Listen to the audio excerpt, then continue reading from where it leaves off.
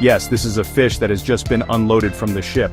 So in this video I will try to see how the activities of pole and line fishermen at sea in the process of catching skipjack tuna.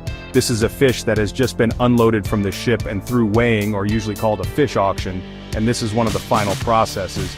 And how is the life of fishermen when catching fish at sea? This is the condition when the ship is docked when returning from the sea. And this is the initial process of how to prepare when leaving for the sea. Of course, there are still many things to prepare. And this is the anchovy bait, which will be fed to the skipjack tuna when sailing later. And this is a little after when the fishermen are on the ship. The ship immediately leaves for sea when the supplies have been completely prepared, from fuel, ice cubes, fresh water, to food while at sea. This is what a skipjack tuna fishing boat looks like, which uses pole and line fishing gear. The boat is made of wood. The number of crew members on this fishing boat is between 30 and 40 people, and each crew member has their own role.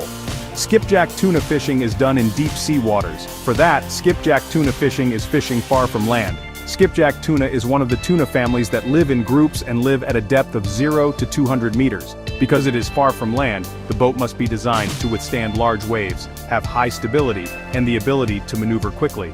This is adjusted to the harsh marine environment and the behavior of the target fish, which are fast swimmers. Two people are at the front of the boat acting as observers. They observe the sea area, looking for signs of schools of fish.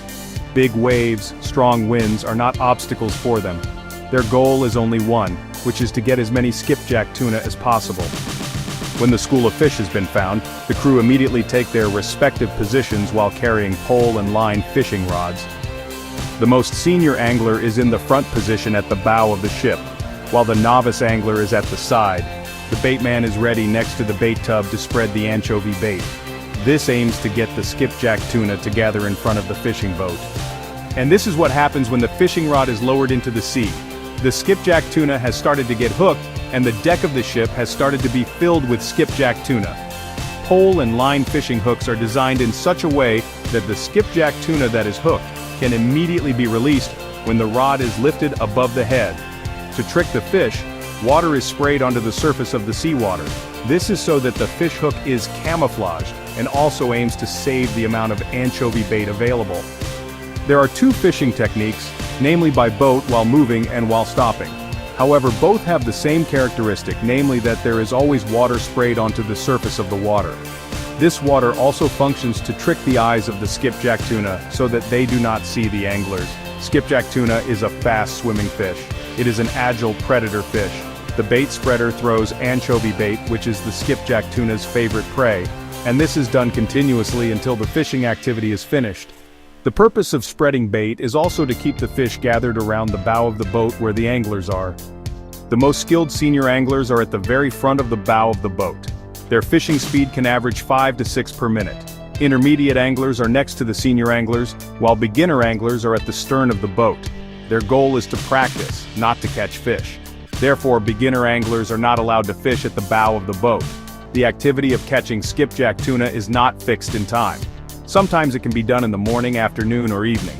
In fact, the duration of this activity can be long, from afternoon to evening or from morning to evening, depending on the number of schools of fish available.